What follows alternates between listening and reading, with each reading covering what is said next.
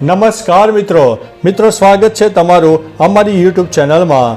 આજની વિડીયોમાં વાત કરીશું દેશ અને દુનિયાના સુપરફાસ્ટ અને મહત્વના સમાચારની। સૌપ્રથમ વાત કરીએ તો હરિયાણાના ગુરુગ્રામમાં IMT માનેસરના સેક્ટર નંબર 8માં એક ફેક્ટરીમાં ભીષણ આગ લાગી હતી।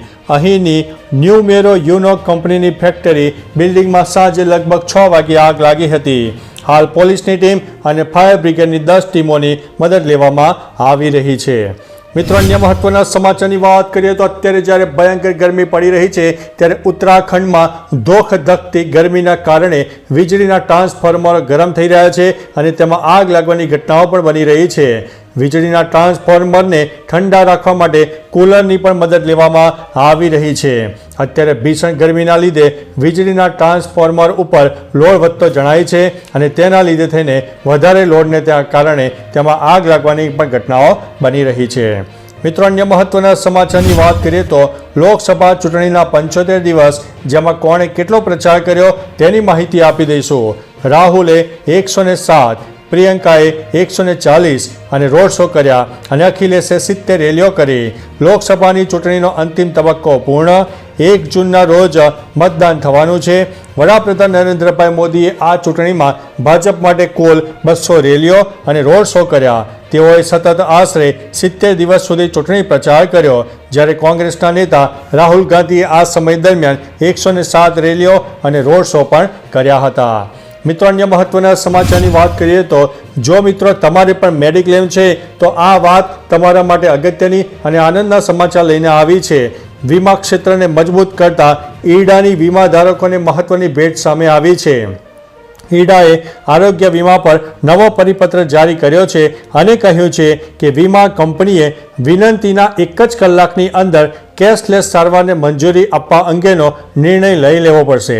ઉપરાંત મિત્રો, જ્યારે પણ તમને રજા આપવામાં આવે છે ત્યારે તેના 3 કલાકમાં જ ક્લેમ પતાવટ થવી જોઈએ અને ક્લેમ પતાવટ ન થતાં વધારાનો ચાર્જ જે તે વીમા કંપનીઓએ ભોગવવો પડશે। મિત્રો, અન્ય મહત્વના સમાચારની વાત કરીએ તો ભયંકર ગરમીનો માહોલ અનેક રાજ્યોમાં જોવા મળી રહ્યો છે। ઉત્તર ભારત સહિત દેશના અનેક શહેરમાં ભીષણ ગરમી પડી રહી છે। અંગ દજાડતી ગરમીને કારણે મિત્રો લોકો ત્રાહિમામ પોકારી ગયા છે। બિહારમાં પણ ગરમીનો કહેર જોવા મળી રહ્યો છે। ખાસ કરીને ઔરંગાબાદ જિલ્લામાં હીટ વેવને કારણે 16 લોકોના મોત થઈ ચૂક્યા છે। ત્યારે મિત્રો, બીજી તરફ બિહારમાં કાળઝાળ ગરમીને લીધે રાજ્ય સરકારે તમામ ખાનગી અને સરકારી શાળાઓને 8 જૂન સુધી બંધ રાખવાનો પણ નિર્દેશ આપી દીધો છે। મિત્રો, અન્ય મહત્વના સમાચારની વાત કરીએ તો દેશના ઘણા બધા નેતાઓ ભ્રષ્ટ છે। તેમાં પણ ખાસ કરીને લોકસભા ઇલેક્શન 2024ની વાત કરવામાં આવે તો લોકસભા ચૂંટણી તેના અંતિમ તબક્કામાં પહોંચી ગઈ છે। ત્યારે એસોસિએશન ફોર ડેમોક્રેટિક રિફોર્મર્સના એક અહેવાલ અનુસાર લોકસભા ચૂંટણીમાં 8,360 ઉમેદવારો ચૂંટણી લડી રહ્યા છે, જેમાંથી 1643 પર અપરાધ અને ગુનાને લગતા કેસ ચાલી રહ્યા છે।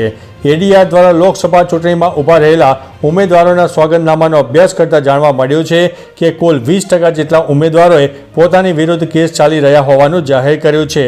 14% ઉમેદવારોએ પોતાની વિરુદ્ધ અનેક કેસો, હત્યા અને હત્યાની સાજિશ અને મહિલાઓ વિરુદ્ધ અપરાધ સહિતના ગંભીર અપરાધિક મામલા પણ નોંધાયા છે। મિત્રો, અન્ય મહત્વના સમાચારની વાત કરીએ તો લોકસભાની ચૂંટણીના 7મા અને અંતિમ તબક્કાનો પ્રચાર પૂર્ણ થઈ ગયો હતો, જે સાથે આ ચૂંટણીના પ્રચારનો પણ અંત આવી ગયો હતો। હવે આજે 1 જૂને અંતિમ તબક્કાનું મતદાન શરૂ થઈ ગયું છે અને 4 તારીખના રોજ ચૂંટણીના પરિણામો પણ જાહેર કરવામાં આવશે। મિત્રો, અંતિમ તબક્કામાં 7 રાજ્યો અને 1 કેન્દ્ર શાસિત પ્રદેશ ચંદીગઢની કુલ 57 બેઠકો પર મતદાનનું આયોજન છે, જેમાં પંજાબની તમામ 13 બેઠકો, હિમાચલની 4, ઉત્તર પ્રદેશની 13, બંગાળની 9, બિહારની 8, ઓડિશાની 6, ઝારખંડની 3 બેઠકોનો પણ સમાવેશ થાય છે। લોકસભાની 543માંથી 486 બેઠકો પર 28 રાજ્યો અને કેન્દ્ર શાસિત પ્રદેશોમાં મતદાન પૂર્ણ પણ થઈ ચૂક્યું છે। મિત્રો, અન્ય મહત્વના સમાચારની વાત કરીએ તો અંગ દજાડતી ગરમી ભારતમાં હાહાકાર મચાવી દીધો છે। અંગ દજાડતી ગરમીથી દેશભરમાં હાહાકાર વ્યાપી ગયો છે। 270થી વધુ લોકોના મૃત્યુ થઈ ચૂક્યા છે। સૌથી વધુ યુપી અને બિહારમાં મોતનો આંકડો સામે આવ્યો છે, દેશના અનેક રાજ્યોમાં તીવ્ર ગરમીનું મોજું ફરી વળ્યું છે, જેના કારણે 270થી વધુ લોકોના મિત્રો મોત થયાના અહેવાલ મળી રહ્યા છે. એકલા ઉત્તર પ્રદેશમાં 160થી વધુ લોકોના મોત થયા છે. યુપીમાં 162 અને બિહારમાં પણ 65, ઉપરાંત ઓડિશામાં પણ 41 લોકોના મૃત્યુ થયા છે. ઝારખંડની રાજધાની રાંચીમાં પણ 11 લોકોએ જીવ ગુમાવ્યા છે. મિત્રો, અન્ય મહત્વના સમાચારની વાત કરીએ તો દિલ્હીના માથે જળ સંકટ આવી ગયું છે. દિલ્હીમાં જળ સંકટને લઈને આમ આદમી પાર્ટી સરકારે સુપ્રીમ કોર્ટમાં અરજી કરી છે. કેજરીવાલ સરકારે સુપ્રીમ કોર્ટમાં આ મામલે દખલ કરવાની અપીલ કરતા કહ્યું છે કે પાડોશી રાજ્યોને વધુ પાણી છોડવાનો નિર્દેશ આપવામાં આવે. અત્યારે દિલ્હીમાં જળ સંકટ સર્જાયું છે. પાણીની ટેન્કરો ફરી રહી છે અને લોકો ટેન્કરોની પાછળ દોડતા પણ જોવા મળી રહ્યા છે. મિત્રો, અન્ય મહત્વના સમાચારની વાત કરીએ તો મહારાષ્ટ્રના તુલજાપુરમાં એક અજીબો ગરીબ કિસ્સો સામે આવી ગયો છે. મળતી માહિતી પ્રમાણે પત્નીએ પતિને આમરસમાં ભેળવીને ઊંઘની ગોળીઓ આપી હતી.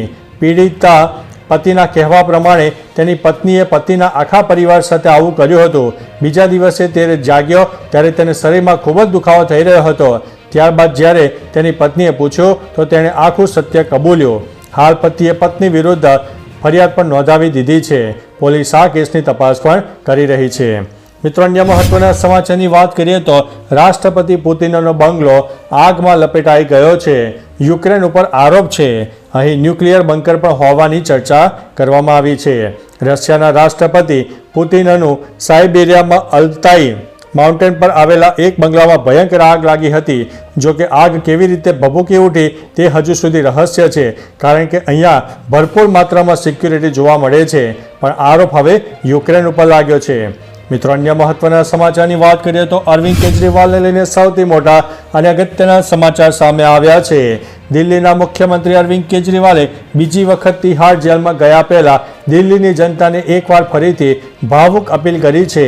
કેજરીવાલે માતા પિતાનું ધ્યાન રાખે અને તેમના માટે પ્રાર્થના કરે તેવું લોકોને જણાવ્યું છે.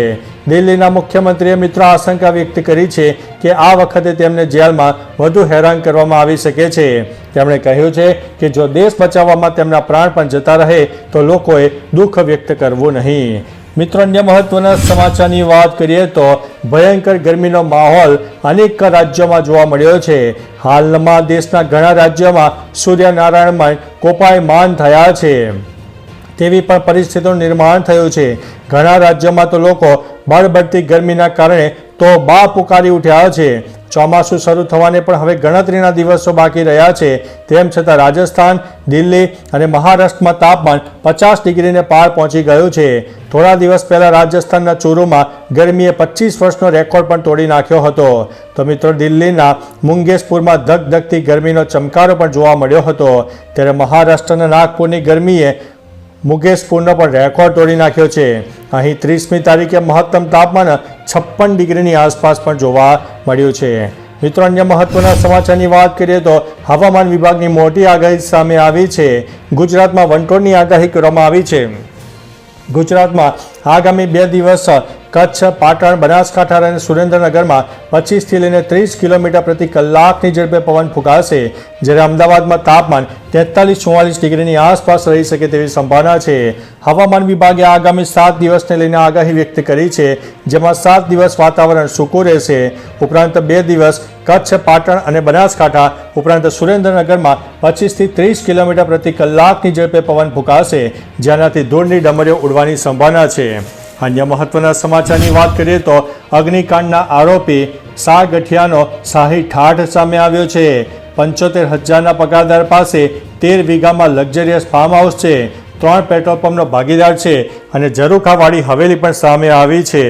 રાજકોટ શહેરના કાલાવાડ રોડ ઉપર આવેલા ટીઆરપી ગેમ ઝોન અગ્નિકાંડમાં રાજકોટ મહાનગરપાલિકાના જવાબદાર 4 અધિકારીઓ સામે કાર્યવાહી કરવામાં આવી છે.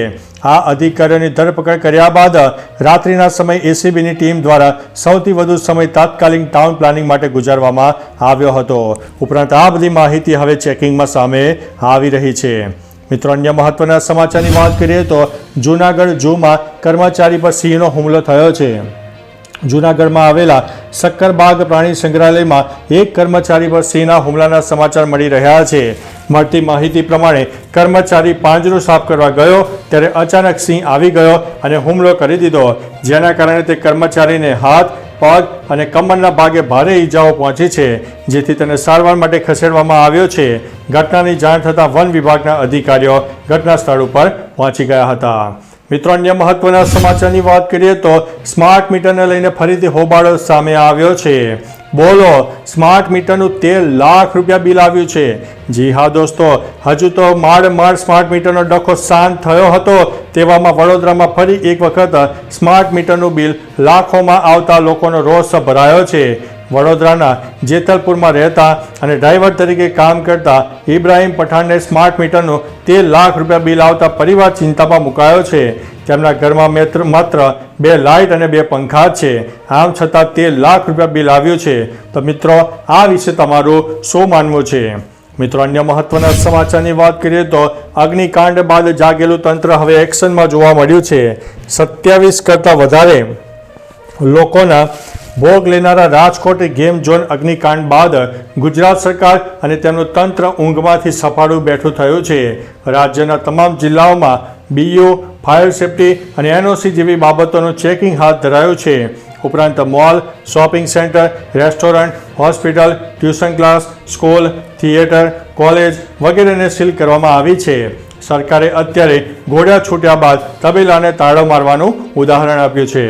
મિત્રો, અન્ય મહત્વના સમાચારની વાત કરીએ તો ભાજપ ધારાસભ્યના પુત્ર સામે અપહરણની ફરિયાદ નોંધવામાં આવી છે. ગોંડલથી ભાજપના ધારાસભ્ય ગીતાબા જાડેજા અને પૂર્વ ધારાસભ્ય જયરાજસિંહ સોલંકીના દીકરા ગણેશ સામે અપહરણ અને હત્યાના પ્રયાસની ફરિયાદ થઈ છે. મિત્રો, મળતી માહિતી પ્રમાણે તેમણે જૂનાગઢ NSUI પ્રમુખનું અપહરણ કર્યું હતું. બાદમાં તેમને ગણેશગઢમાં લઈ જઈને કપડાં કાઢીને મારવાનો આવ્યો હતો અને વિડીયો પણ ઉતાર્યો હતો, જે અંગે ભોગ બનનારે ફરિયાદ નોંધાવી છે. સમગ્ર મામલે પોલીસે હવે તપાસ હાથ ધરી છે. તો ચાલો મિત્રો, ફરીથી દેશ અને દુનિયાના સુપરફાસ્ટ સમાચાર લઈને મળતા રહીશું. ત્યાં સુધી અમને રજા આપશો. નમસ્તે.